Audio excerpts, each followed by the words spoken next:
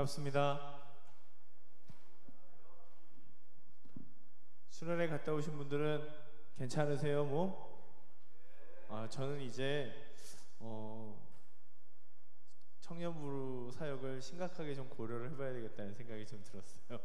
체력이 딸려서 이제 안 그럴 줄 알았는데 이 마음과 몸이 따로 노네요. 아무튼 그래도 저도 너무 즐겁고 행복한 시간이었습니다.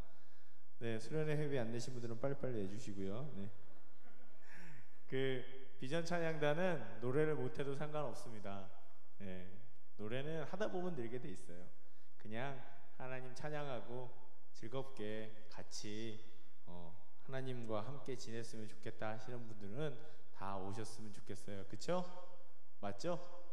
네. 그러니까 노래 여기서 노래 잘하면 가수하지 무슨 그러겠어요. 그죠? 그러니까 편안하게 오시면 될 것 같습니다. 우리는 그리스도인입니다. 맞습니까, 여러분? 우리 예수 믿는 사람들이에요. 그죠? 그리스도인입니다.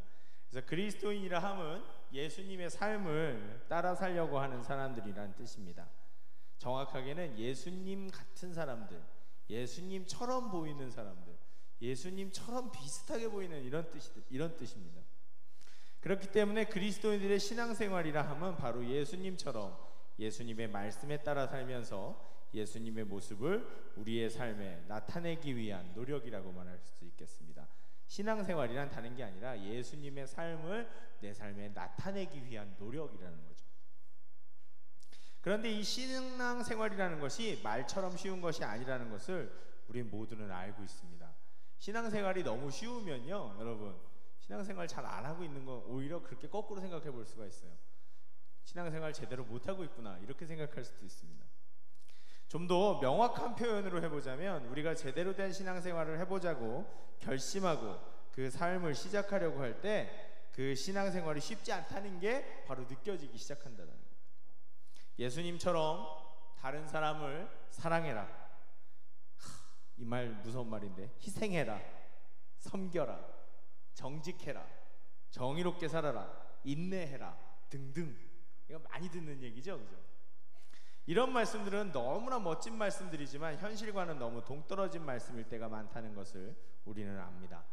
사랑하고 희생하고 섬기고 기타 등등 그런 말씀은 고사하고 시작도 하기 전에 우리의 도전을 가로막는 것은 바로 나와는 생각도 다르고 자라온 환경도 다르고 행동하는 방법도 다른 나의 믿음의 형제 자매를 이해하는 것입니다. 도대체 왜 저렇게 하는지 이해할 수가 없습니다. 말하는 것을 듣고 있다 보면 속에서 쟤는 왜 저럴까? 라고 하면서 속에서 막 불이 납니다. 아니, 이렇게 하면 훨씬 더 잘할 수 있을 것 같은데 도대체 내 말을 별로 들으려 하지 않습니다.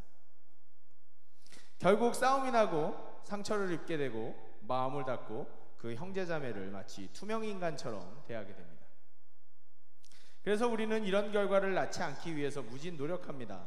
나와 다른 생각과 행동 양식을 가진 그 형제자매를 이해해 보려고, 그리고 그 사람 때문에 내가 속이 상해도 그냥 속으로 사겨 보려고 기도해 봅니다. 하지만 그것은 끊임없이 나를 깎아내야 하는 일이기 때문에 되게 힘이 듭니다. 이건 정말 말처럼 쉬운 일이 아닙니다. 너무 어려워요. 나를 깎아내고 바꿔간다는 것은 보통 인내와 결단이 아니고서는 꾸준히 해내기가 어렵기 때문입니다. 그래서 신앙생활은 참 힘이 듭니다. 그리고 두 번째로 나를 더 힘들게 하는 것은 그런 모습으로 하나님 앞에서 내가 살아가야 한다는 겁니다. 그 아주 약한 모습으로 내가 살아가게 되어진다는 거죠. 잘하다가도 그래도 나름대로 참고 인내하면서 신앙생활 하고 있었는데, 이렇게 잘하다가도 한 번 못 참아서 욱 하고 성질이 나는 거죠. 넌 도대체 왜 그래? 진짜 너 이제 진짜 미치겠네, 이러면서 막 성질이 훅 나는 거죠. 그래서 자기도 모르게 나쁜 말을 하게 됩니다.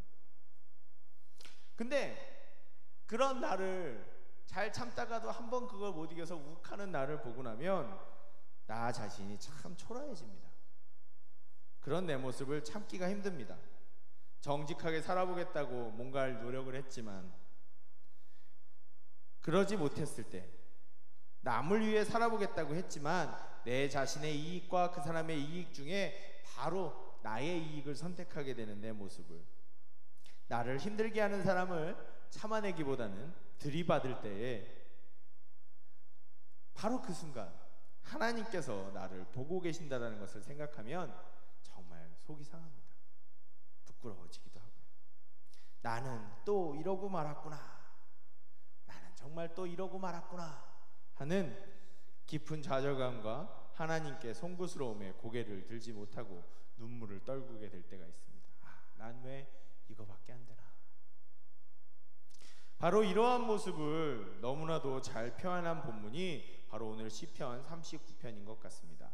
참고로 아까 본문이 나온 거는요, 주보에, 원래 주보에 제가 잘못 기록을 해서 1편인데 저도 모르게 11편으로 이렇게 써가지고 오타가 나서 잘못한 거예요. 그러니까 제가 잘못한 거지 방송실이 잘못한 건 아닙니다. 원래 본문은 1절부터 13절까지예요. 네, 죄송합니다. 그래서 오늘 이 시편 39편을 우리가 같이 살펴볼 텐데요, 시편 기자는 처음부터 이렇게 문을 엽니다. 1절과 2절을 우리 같이 한번 읽어볼까요? 시작. 내가 말하기를 나의 행위를 조심하여 내 혀로 범죄하지 아니하리니 악인이 내 앞에 있을 때에 내가 내 입에 재갈을 먹이리라 하였도다. 내가 잠잠하여 선한 말도 하지 아니하니 나의 근심이 더하도다. 아멘. 이 구절의 뜻은 무엇이냐면은, 악인이 자신의 삶 속에 있어서 자신을 괴롭히고 힘들게 하는 그 상황에서도 누군가가 자기의 삶을 되게 힘들고 아프게 하고 있다는 중이라는 거죠. 근데 그런 중에서도 그 사람을 저주하거나 혹은 하나님 왜 나를 이렇게 힘들게 하십니까? 라고 하는 원방의 말을 해서 하나님의 백성으로서 합당치 않은 일은 하지 않겠다고, 나는 그런 말은 내가 아무리 힘들어도 하나님을 원망하거나 저 사람을 저주하는 말을 하지 않겠다고, 왜 난 그리스도이니까, 그렇게 생각을 했다는 겁니다. 그래서 자신의 입에 아예 아무 말도 안 하려고, 아무 말도 안 하면 실수를 안 할 테니까 재갈을 물려서, 재갈이 뭔지 알죠 여러분? 그죠? 이렇게 입에다가 천 같은 거 딱 묶어 아가가가 이렇게 해서 말 못하게 하는 거, 그죠? 그거를 물려서 자기가 자기 입에 재갈을 물려서 아무 말도 안 하게 하겠다는 겁니다. 왜? 말하면 실수할까 봐. 정말 하나님 앞에서 죄 안 지으려고 똑바로 살려고 하는 정말 필사적인 노력인 거죠. 그런데 그렇게 했더니 이제는 선한 말까지도 못하게 되어서 더욱 마음이 힘들어지고 있다, 이런 얘기입니다. 2절은 그런 뜻이에요. 내가 잠잠하여 선한 말도 하지 아니하니 나의 근심이 더하도다 라는 건, 입에다 재갈을 물려버리고 내가 잘못하면 나쁜 말 할까봐 하고 참고 있으니까 내가 좋은 말, 선한 말, 예수님에 관련된 그런 신앙의 말들을 하고 싶은데 그것마저 못하게 된다는 얘기죠. 그래서 속이 상한다는 얘기예요. 하나님 앞에서 죄 짓지 않으려고 나름대로 한 노력인데 그것 때문에 하나님의 말씀을 더 실천하지 못하게 되어서 마음이 더 괴로워지고 있다는 내용입니다.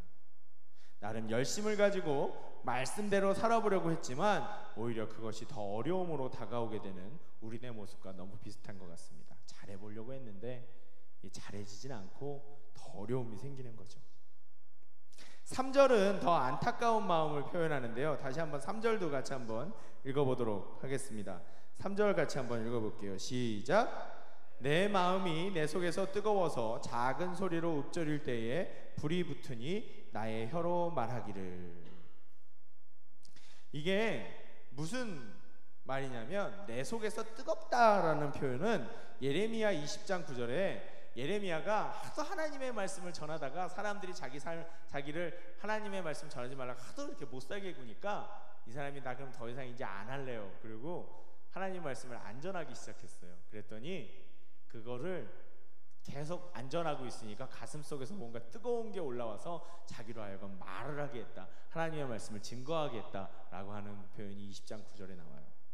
예레미야 20장 9절에 나오는데, 그것처럼 하나님의 말씀을 전하지 않겠다고 했을 때 나의 마음이 불붙는 것 같았다고 이야기할 때의 표현과 비슷한 말입니다. 자신이 도저히 억제할 수 없는 감정의 상태를 말하고 있는 거죠. 하나님 앞에 범죄하지 않기 위해 선한 말까지도 하지 않는 그런 상황이 되자 오히려 그것을 견딜 수 없어서 너무 괴롭다는 것. 그래서 정말 조심해서 작은 소리로 내가 작게 조심해서 이렇게 조심조심 한마디씩 하기 시작했는데 그게 오히려 불붙듯이 터져나오기 시작했다고. 정말 뜨겁게 내 입에서 하나님에 관한 선한 말들이 뜨겁게 터져나오기 시작했다는 거죠. 자신도 모르고 있었던 가슴속 깊이 묻혀 있었던 말이 터져나오기 시작합니다. 이것은 자신이 하고 싶어하는 말이라기보다 하나님께서 그에게 깨닫게 해주시는 말이라고 보는 것이 맞을 것 같습니다. 마치 엠마오의 두 제자가 예수님의 말씀을 들을 때 가슴이 뜨거워졌던 것처럼 말입니다. 그리고 그 말이 매우 의무심장하고 중요합니다. 가슴이 뜨거워져서 입에서 훅 하고 터져나온 말이 있는데 그 말은 무엇일까요? 그 말이 4절에 나와 있습니다. 그리고 이 4절은 오늘 우리가 같이 생각해 보기로 하는 설교의 가장 중요한 주제이기도 합니다. 4절을 같이 한번 읽어보도록 하겠습니다. 시작. 여호와여 나의 종말과 연한이 언제까지인지 알게 해사 내가 나의 연약함을 알게 하소서. 아멘. 시편 기자는 자기가 언제 죽음을 맞이하게 될지 알게 해주셔서 자신이 하나님 앞에서 얼마나 작고 약한 존재인가를 깨닫게 해달라고 이야기합니다. 하나님께서 무엇인가 가슴에 뜨거운 것을 주셔서 푹 하고 터져나오게 하신 말이 있는데 그 터져나오게 하신 말이 무엇이냐면은 하나님 내가 언제 죽을지를, 내 끝이, 인생의 끝이 언제쯤 될지를 알게 해주셔서 하나님 내가 죽을 때를 알고 있는 그런 사람으로, 내가 내 죽을 때가 있다라는 것을 깨닫는 아주 약한 사람인 것을, 내 아이가 연약함을 가지고 있는 사람인 것을 깨닫게 하옵소서, 이렇게 얘기를 했다는 거죠. 내가 얼마나 덧없는 존재인지를 알게 하셔서 나로 어떠한 착각도 하지 않게 하소서라고 고백하고 있는 것입니다. 하나님이 자신의 삶을 괴로워하고 있는, 자신의 한계 때문에 괴로워하고 있는 이 시편 기자에게, 시편 기록자에게 깨닫게 해주고 싶으셨던 것은 바로 자신이 얼마나 약한 존재인가를 알게 하시는 것이었습니다. 내가 얼마나 약한 사람인가. 우리의 신앙생활에서 가장 중요한 것이 바로 이것입니다. 사람들은 저마다 자신의 약한 부분은 감추고 강한 부분만 드러내기를 원합니다. 그래서 다른 사람이 나의 약점을 지적하면 부인하거나 화를 내거나 그 사람을 공격하거나 하죠. 왜? 감추고 싶으니까. 기본적으로 내가 부족하고 약하고 실수투성이이고 단점투성이인 사람이라는 것을 인정하지 않으려고 하고 또 그것을 잘 모르고 있는 경우도 많이 있습니다. 내가 약하고 단점이 많고 실수투성이인 사람이라는 것을 누군가에게 드러내고 싶어 하지도 않는 게 우리의 본성이죠. 왜? 그러면 사람들이 나를 무시하고 나를 얕볼까봐 드러내고 싶어 하지 않습니다. 그리고 때로는 내가 정말 그런 사람인지도 모르고 살 때가 있어요. 왜냐하면 나에 대한 기대치가 되게 높기 때문에 나는 언제나 다른 사람이다라고 생각하고 사는 거죠. 강한 사람이라고. 저도 언젠가 그럴 때가 있었다고 지난번에 한번 설교 때 말씀드린 적이 있는 것 같은데, 저는 언제나 제 이미지는 장동건이라고 말씀을 드렸어요. 상당히 벙찌인데, 제가 생각하고 있는 제 이미지는 되게 장동건처럼 슬림하고 멋있고 잘생겼다라고 생각을 하거든요. 근데 제가 거울을 볼 때마다 깜짝 놀래요. 이게 난데? 인정하기 싫어지지만 이게 나라는 거죠. 거울을 볼 때마다 깜짝 놀래요. 제 이상형은, 제 마음속에서는 이미지는 저를 스스로 장동건처럼 생각하고 있었지만 그건 아니라는 거죠. 제 실제 모습은 그렇지가 않아요. 그것처럼 우리도 우리 스스로에게 나는 그런 사람이 아니야 라고 생각하고 있을 때가 많다는 겁니다. 나는 약하지도 않고 실수하지도 않고, 아니 약해서도 안 되고 실수해서도 안 돼 라고 스스로 생각하고 있는 경우들이 많다는 거죠. 그래서 자신에게 너무 큰 기대를 하다가 그 기대치에 못 미치는 자신을 발견하게 되면 너무 실망하고 가슴 아프게 됩니다. 하지만 정답은 바로 내가 한없이 약하며 부족한 단점투성이라는 사람이라는 것을 인정하고 받아들이는 것입니다. 그것이 바로 자기 자신을 알게 되는 순간입니다. 하나님의 말씀 앞에 어느 누가 강할 수 있겠습니까? 하나님의 말씀 앞에 어느 누가 완벽할 수 있겠습니까? 이것을 머리로만 아는 것이 아니라 내 가슴 속에서부터 느끼기 시작했을 때 그 뜨거운 깨달음 속에서 고백하는 시편 기자의 말처럼 하나님, 내가 얼마나 약한 존재인가를 알게 해주십시오. 내가 얼마나 연약한 사람인가를 알게 해주십시오. 그래서 하나님의 도움이 얼마나 절실하게 필요한 사람인지를 알게 해주십시오 라는 진실한 고백을 할 수 있게 되고, 그 고백 가운데 내가 약하기 때문에 나를 강하게 해주실 하나님을 내 삶의 영역으로 초대해드리기 시작합니다. 그리고 그럴 때 드디어 약한 내가 아닌 강한 하나님께서 내 삶 속에서 활동하실 수 있는 시간이 시작되는 것입니다. 나는 약한 사람이라는 것, 나 참 작은 사람이라는 것, 난 참 아무것도 아니라는 것을 절실히 깨닫게 되는 순간, 오히려 우리는 지쳐있던 나에게 위로를 줄 수 있습니다. 아유, 약한 네가 그렇게 애를 쓰며 살았구나. 그리고 나를 보듬어 줄 수 있게 됩니다. 약한 나는 위로가 필요하다는 것을 알고 있기 때문입니다. 내가 그렇게 약한 사람이었구나 라고 하는 깨달음은 나를 용납할 수 있게 만들고, 더불어 다른 사람들에게도 저 사람도 실수하고 약점을 가진 사람이겠구나 라고 오히려 넓은 마음으로 좀 더 이해하고 받아들일 수 있는 여유 있는 마음을 가지게 하는 것입니다. 누구나 다 약하기 때문에, 우리는 약하기 때문에 누군가에게 상처를 주는 것 같아요. 우리가 완벽하다면 다른 사람에게 상처 주지 않을 겁니다. 내가 완벽하다면 나 자신에게도 상처 주지 않을 겁니다. 그런데 우리는 약하기 때문에, 나는 부족하기 때문에 우리는 누군가에게 상처를 주고 또 나 자신에게도 상처를 주게 되는 것 같습니다. 그렇게 우리가 우리 자신을 받아들이고 나의 약함을 인정하고 다른 사람의 약함도 이해해 줄 수 있는 마음이 시작되기 시작했을 때, 그때부터 우리의 신앙생활도 어떤 의미에서 진정한 시작을 할 수 있게 된다고 이야기할 수 있습니다. 7절을 같이 한번 읽어보겠습니다. 7절 같이 한번 읽어볼게요. 시작. 주여, 내가 무엇을 바라리요? 나의 소망은 주께 있나이다. 아멘.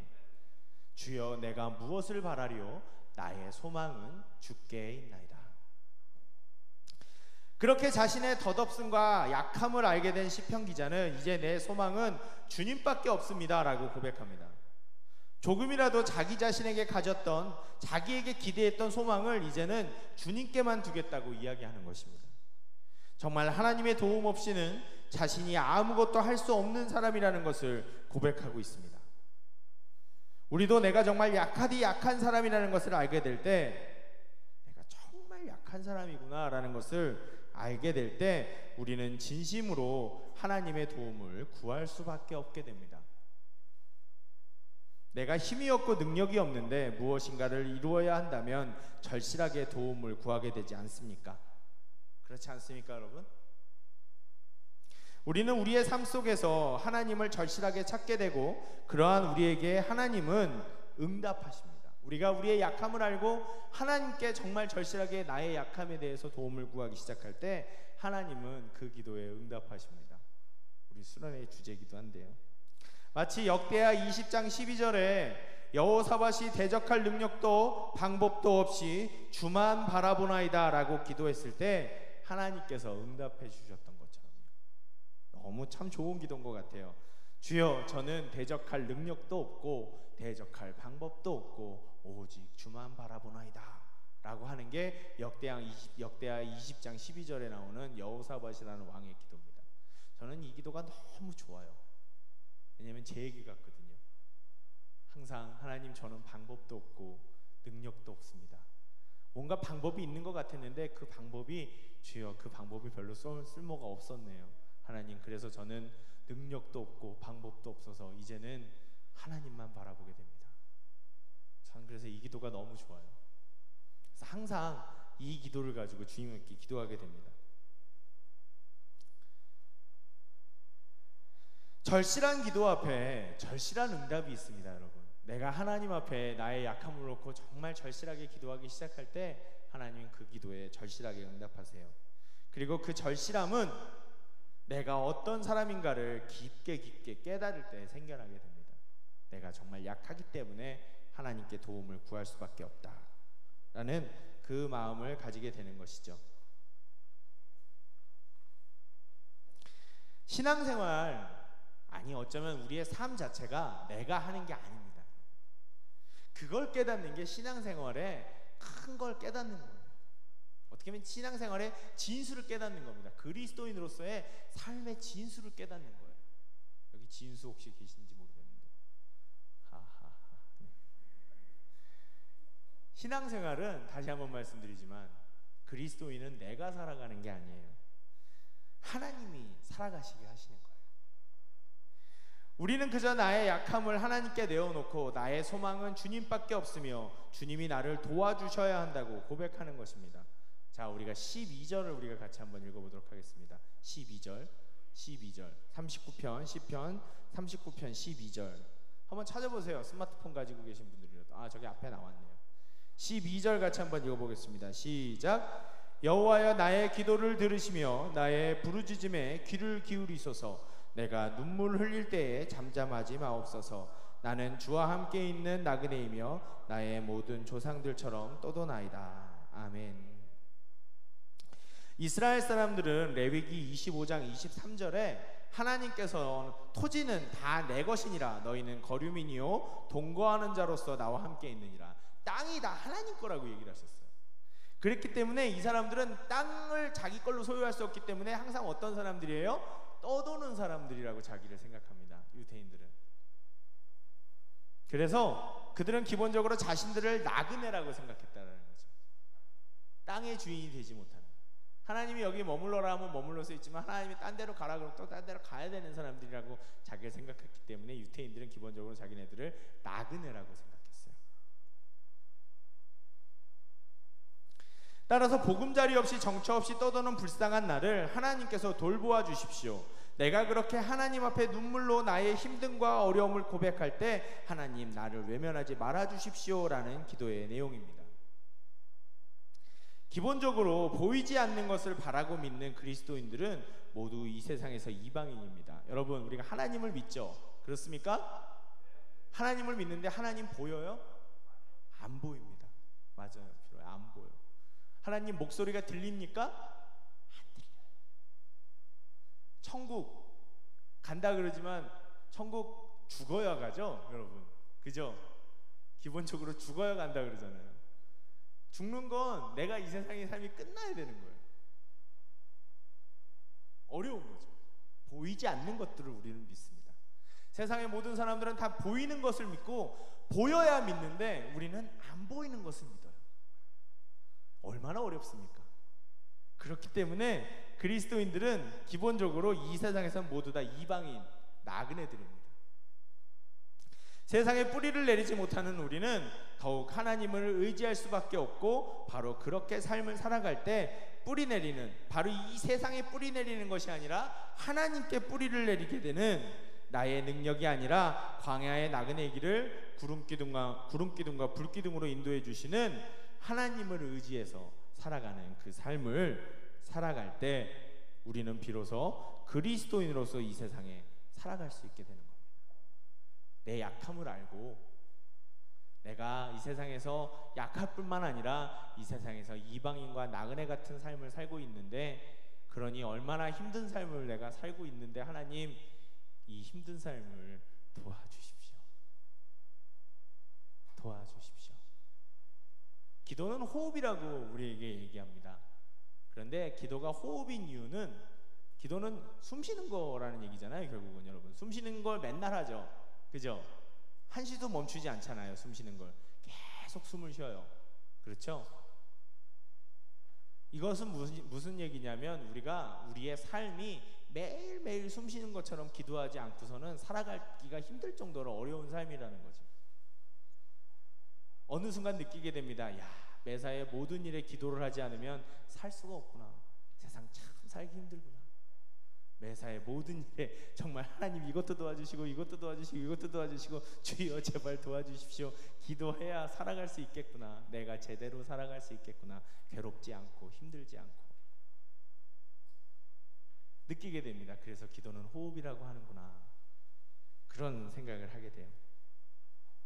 그래서 하나님을 의지해서 살아가는 그 삶을, 나의 연약함을 알고 하나님이 나를 도와주실 수밖에 없는 분이구나, 내가 하나님이 나를 도와주셔야 내가 살 수 있구나, 그것을 깊이 깨닫고 하나님을 의지해서 살아가는 그 삶이야말로 그리스도인으로서 비로소 이 세상을 살아가는 방법이 되는 것입니다. 이제 말씀을 마치려고 합니다. 그러기 전에 이 시 한 편을 읽어드리려고 하는데요, 오늘 설교 제목과 동일한 제목을 가진 시입니다. 제가 참 사랑하는 시입니다. 저를 표현하는 시인 것 같아서 정말 제가 아끼고 아끼는 시인데요, 여러분들도 아실지도 모르겠습니다. 흔들리며 피는 꽃, 도종환. 흔들리지 않고 피는 꽃이 어디 있으랴. 이 세상 그 어떤 아름다운 꽃들도 다 흔들리면서 피었나니, 흔들리면서 줄기를 곱게 세웠나니, 흔들리지 않고 가는 사랑이 어디 있으랴. 젖지 않고 피는 꽃이 어디 있으랴.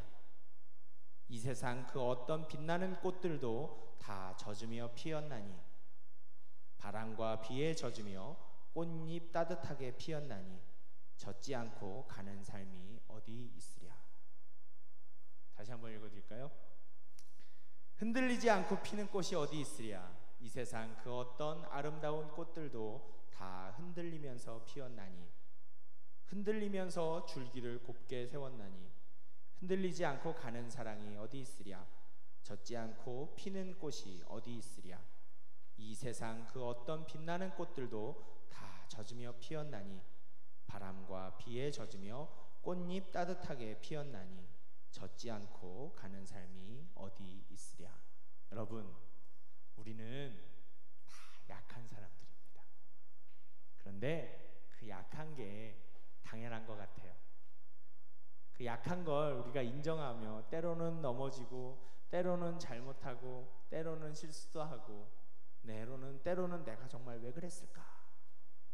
내가 정말 왜 그랬을까? 그런 생각이 드는 일들도 우리가 하게 되겠지만, 여러분, 그게 우리의 정상이에요.